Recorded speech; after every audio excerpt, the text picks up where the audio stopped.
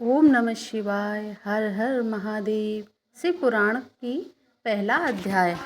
एक समय महर्षि श्री वेद व्यास जी के प्रधान शिष्य श्री सूत जी, जिन्होंने अपने गुरु की सेवा द्वारा बड़प्पन प्राप्त किया था, ने मिशारे नामक वन में भगवान सदाशिव की तपस्या कर रहे थे।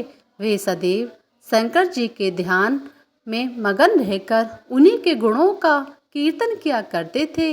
उन्हीं दिनों संयोग से सौनक ऋषि अपने साथ अन्य बहुत से ऋषियों को लेकर श्री सूत जी के पास आए तथा उनसे इस प्रकार बोले, हे सूत जी, हम लोग संसार के रूपी अध्याय सागर में डूबे हुए हैं।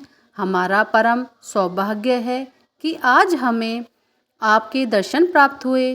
कुछ समय पश्चात वह युग आने वाला है जिसमें पुराने धर्म नष्ट हो जाएंगे तथा पापाचार में वृद्धि होगी। सब लोग उस धर्म को त्याग कर कुमार्ग पर चलने लगेंगे। चारों वर्ण इस प्रकार अपने कर्मों से पतित हो जाएंगे कि ब्राह्मण वर्ण खेती करने लगेगा। ब्राह्मण छल छिद्र में अत्यंत चतुर होंगे और अपने धर्म को भुला बैठेंगे। क्षत्रिय भी अपने जाति धर्म को त्याग कर युद्ध क्षेत्र से विमुख हो पलायनवादी बन जाएंगे तथा चोरी करने में अत्यंत चातुरी का प्रदर्शन करेंगे। वे सूत्रों के समान कर्म कर उठेंगे और उसी अवस्था में रहकर प्रशंसा का अनुभव करेंगे। गो की रक्षा करना वे छोड़ देंगे। इस प्रकार क्षत्रिय जाति अत्यंत अन्यायी एवं दुखदायी हो जाएंगे। इसी प्रकार वैश्य भी अपने श्रेष्ठ धर्म को त्याग कर पाप कर्मों द्वारा धन का संचय करेंगे एवं उत्तम मार्ग को ठुकरा देंगे। इसी प्रकार शूद्र भी अपने धर्म को त्याग कर ब्राह्मणों का कर्म करने की चेष्टा करेंगे।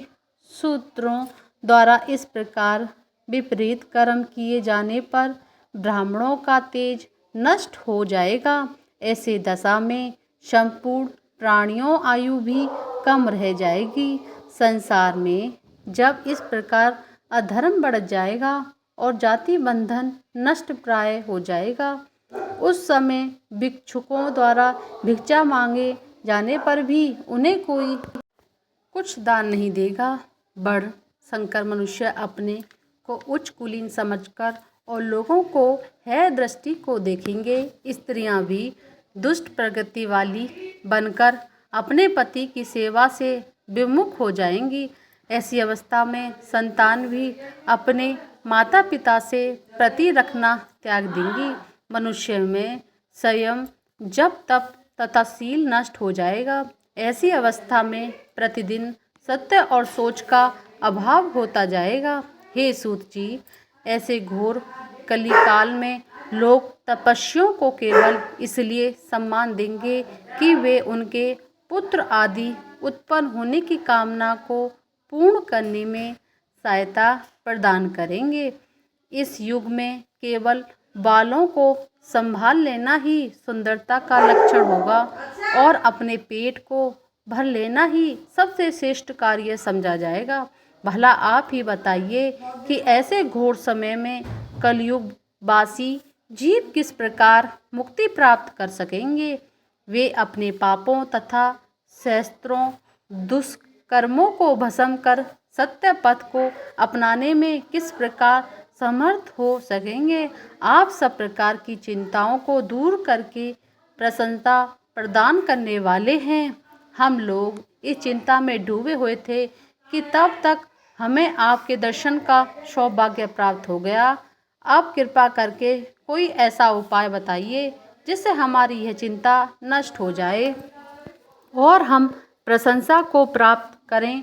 संसारिक जीवों का हित चाहने वाला आपके सम्मान और कोई नहीं है। आपने भगवान वेद व्यास जी को अत्यंत सेवा की है और अनेक पापियों को पाप रूपी समुद्र से पार उतारा है। भगवान कृष्ण देवपान ने अत्यंत कृपा करके आपको संपूर्ण पुराण पढ़ाए हैं, अतः आप हम पर भी अवश्य कृपा करें।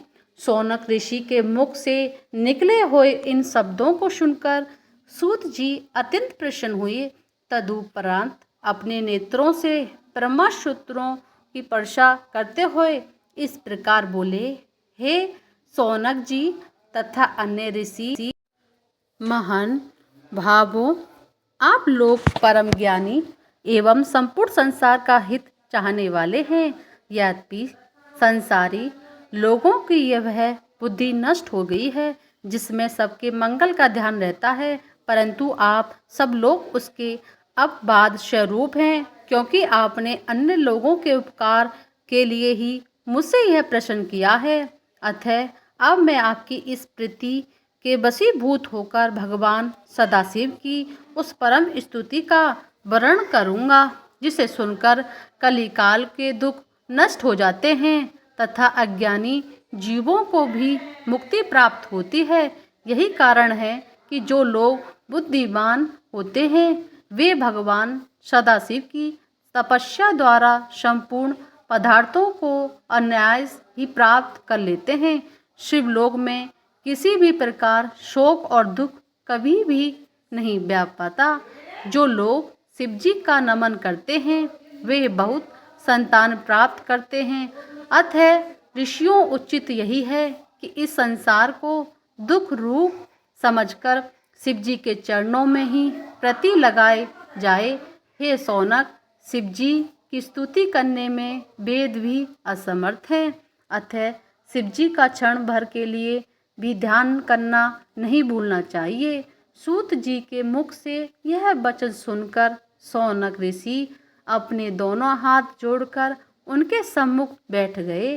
तदुपरांत जब ऋषियों ने परमेश्वर विचार विनिमय करके सूत जी से यह कहा, हे सूत जी, शिव जी तो निर्गुण कहलाते हैं, उन्होंने सगुण रूप किस प्रकार धारण किया, उन्होंने संसार को किस प्रकार उत्पन्न किया तथा स्वयं किस प्रकार उत्पन्न हुए, वे पहले काल में संसार को नष्ट करके स्वयं किस प्रकार स्थिति रहते हैं, वे किस कार्य से प्रसन्न होते हैं और प्रसन्न होकर क्या वरदान देते हैं।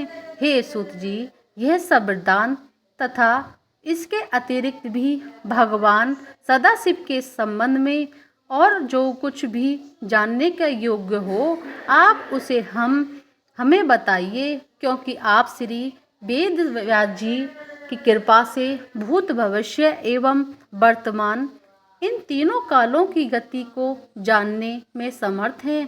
तभी तो व्यास जी ने कृपा करके अपने श्रीमुख से आपको इस ब्रह्मांड का संपूर्ण रहस्य समझा दिया है। यह बात निश्चित है कि जब तक श्रेष्ठ ब्रह्मा ज्ञानी से भेंट नहीं होती तब तक शोक तथा मोह नष्ट नहीं होता। हम तो उसी को बड़ा भाग्यवान बनाते हैं जो शिवजी की कथा कीर्तन से अपना संबंध सदैव बनाए रहते हैं। ओम नमः शिवाय। हर हर महादेव। पहला अध्याय समाप्त हुआ।